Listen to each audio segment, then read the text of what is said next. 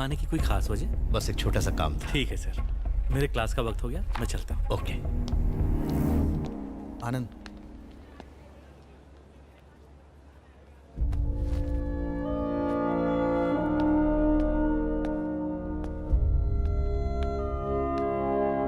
कुछ मदद मांगने आया हूं। हमसे किसी इंसान की तकलीफ सहन नहीं होती, पर तुम तो एक पेड़ या पौधे तक की जान से ज्यादा परवाह करते हो। तुम्हारा दिल बहुत नेक है।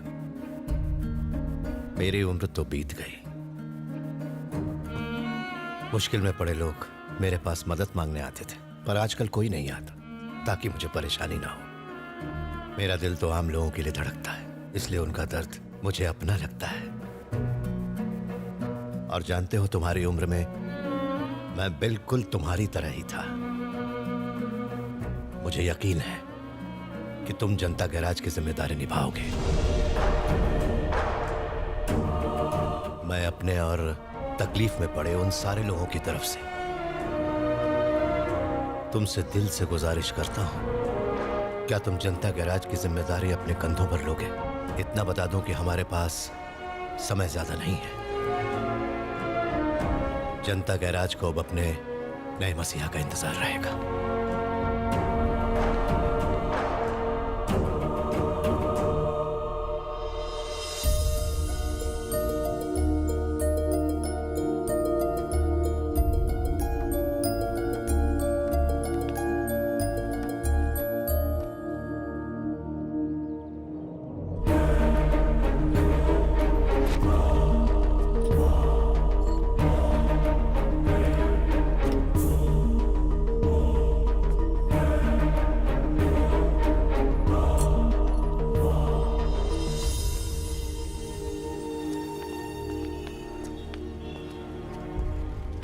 आओ अंदर चलो।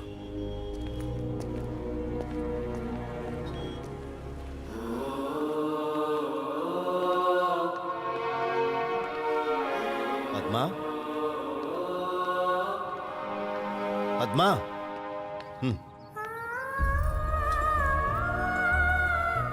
मेरी बीवी। नमस्ते। और मेरी बहन। नमस्ते। आओ। मेरे बहनोई। नमस्ते। नमस्ते। मेरी भांजी और उसके होने वाले पति। हाय। हाय। ये डॉक्टरी की पढ़ाई कर रहे हैं। नमस्ते। विनोद मेरे गैराज का अकाउंट्स देखता है।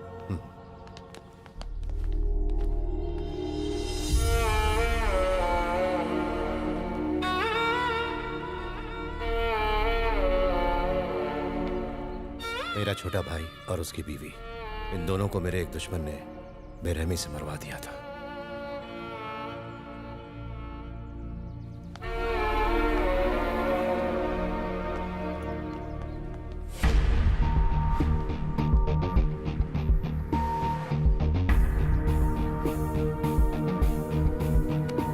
हाय। Nothing personal bro.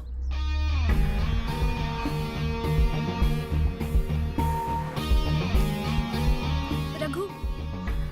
मेरी बहू। नमस्ते। हाय, मुझे कहीं जाना है, got to rush. Bye honey. Bye. Janatha garage में अपने अपने दर्द लेकर लोगों को आए हुए एक अरसा हो गया है। कुछ ऐसा करना होगा जिससे लोगों को ये पता चल जाए कि जनता गैराज के दरवाजे अब उनके दुख और तकलीफें बांटने के लिए फिर से खुल गए। अंत से ही शुरुआत करेंगे।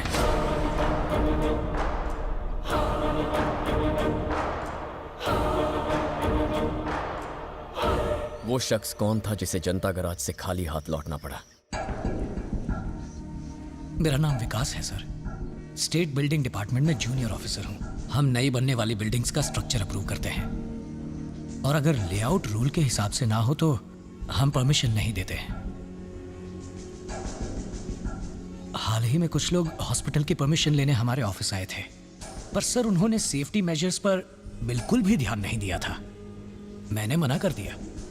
उन्होंने जबरदस्ती की। मैंने कहा मैं मर जाऊंगा पर साइन हरगिज नहीं करूंगा। फिर मेरे ऑफिस के कलीग से उन्होंने मेरे घर का एड्रेस निकलवाया और उन्होंने मेरी पत्नी को धमकी दी।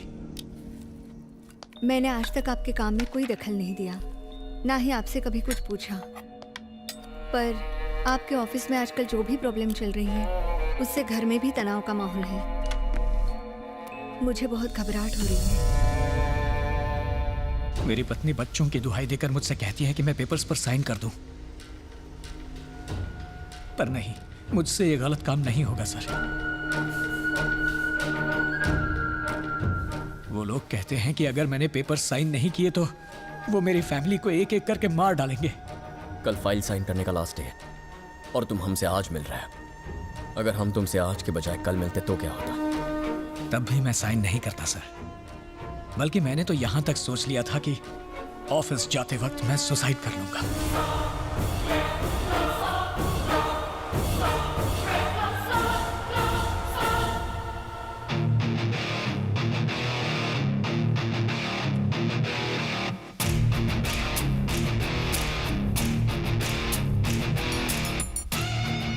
अब ये तुम्हारे अकेले की लड़ाई नहीं है, ये जनता गराज की लड़ाई है। कल का दिन हमारा होगा।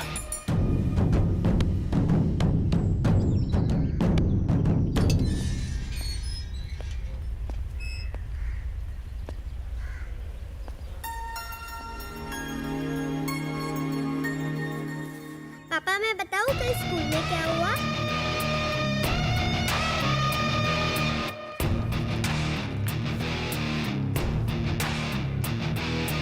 ये अभी ऑफिस ही जा रहे हैं, जाके तुरंत साइन कर देंगे। मैं आपसे वादा करती हूँ। ये साइन नहीं करना चाहते और करेंगे भी नहीं। यहां तक कि इन्होंने सुसाइड की प्लानिंग भी कर ली है। इनकी तरह बनना बहुत मुश्किल है। ये लाखों नहीं करोड़ों में एक है। मैंने यहां आपके बगीचे में एक पौधा देखा, बहुत खूबसूरत था। आपने उसका बहुत अच्छा ख्याल रखा है। ये उस पौधे की तरह निर्मल और सच्चे हैं। इनकी ताकत बनी है, कमजोरी नहीं।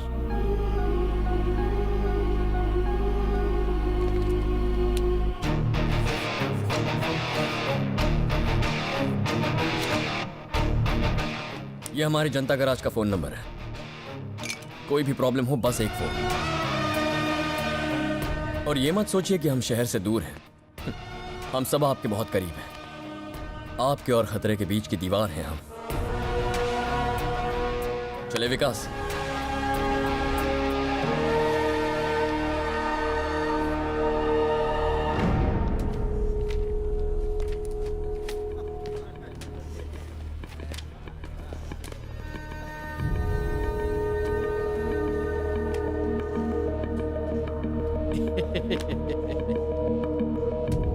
अरे वाह वाह, देखो हमारे ऑफिस का सुपरस्टार आ गया। देखा क्या रमेश, आज तो ऑफिस में बैठ के लाइव सुपरहिट मूवी देखने को मिलेगी।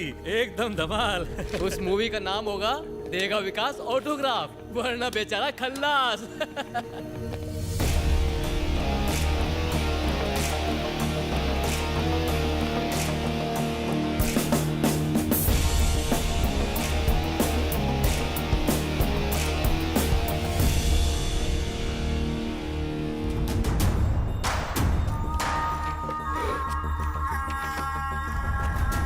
मुकेश राणा के हॉस्पिटल की फाइल लाया हूं। सारे डॉक्यूमेंट्स है, पूरे 23 साइन चाहिए। चल साइन कर। इतने सारे साइंस का, इतनी सारी फाइल्स का, आखिर तुम करते क्या हो? ये प्रोजेक्ट पास करने के लिए मुकेश भाई का नाम ही काफी है। प्रोजेक्ट रूल्स के मुताबिक नहीं है, इसलिए मैं पेपर्स पर साइन नहीं करूंगा। क्यों बे, नशा करके आया क्या? मैं तो नहीं आया, पर मुझे लगता है जिसने ये प्रोजेक्ट बनाया है उसने नशे में बनाया होगा। मुकेश भाई से पंगा? तुझे अपने परिवार की फिक्र नहीं है क्या? मैं इस प्रोजेक्ट को रिजेक्ट कर रहा हूं।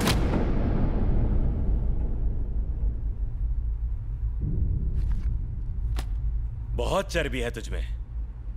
तुझे यहीं तेरे ऑफिस में जिंदा गाड़ने के लिए मेरे आदमी बाहर खड़े हुए, समझा? तू सीधे तरीके से साइन करता है या फिर मैं उन्हें अंदर बुलाऊं? वो आएंगे 2 पैरों पर जाएंगे 4 कंधों पर। लेकिन बस 2 मिनट रुक जा, मुझे जरा इन लोगों से बात करनी है। तब तक तो उन्हें बुला ले। इस गवर्नमेंट ऑफिस में जितने भी लोग काम करते हैं वो अपने घर वालों से ज्यादा वक्त इस ऑफिस में एक दूसरे के साथ बिताते हैं। ये भी तो एक परिवार की तरह ही है ना। और अगर परिवार के किसी भी सदस्य को कोई भी प्रॉब्लम हो तो सारा परिवार साथ खड़ा होता है। अगर मुसीबत के वक्त परिवार वाले एक दूसरे का साथ छोड़ दें तो वो परिवार नहीं होता। सचिन फैन। हाँ। मुझे याद है जब टीम कमजोर पड़ती थी तो सचिन के कंधों पर पूरा भार आ जाता था। हाँ। आपका ऑफिस भी कुछ टीम इंडिया की तरह ही है। लोगों ने जैसे ठान रखी है कि यहां कोई तरीके से काम नहीं करने वाला है। बट डोंट वरी, आपके बीच भी एक सचिन है। इसे बस थोड़ा सा सपोर्ट दो और अपने उसूलों पर काम करने दो। ये भी आपकी टीम को जिताएगा।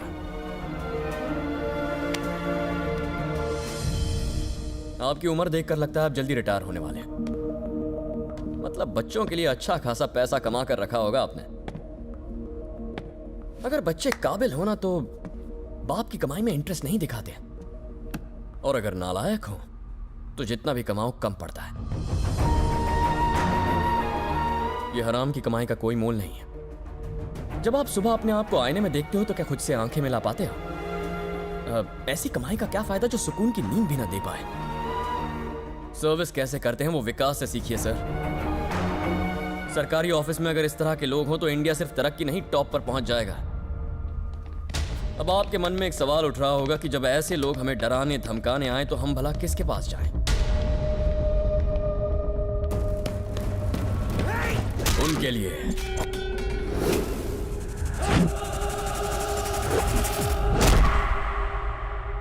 जनता गराज है।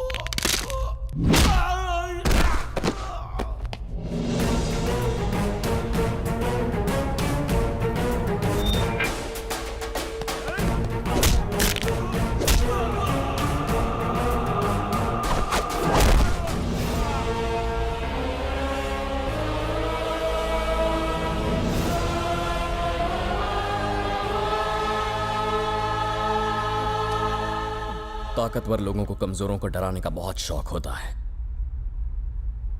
बट फॉर अ चेंज कमजोरों के पीछे ताकतवर लोग खड़े हैं। जनता गराज।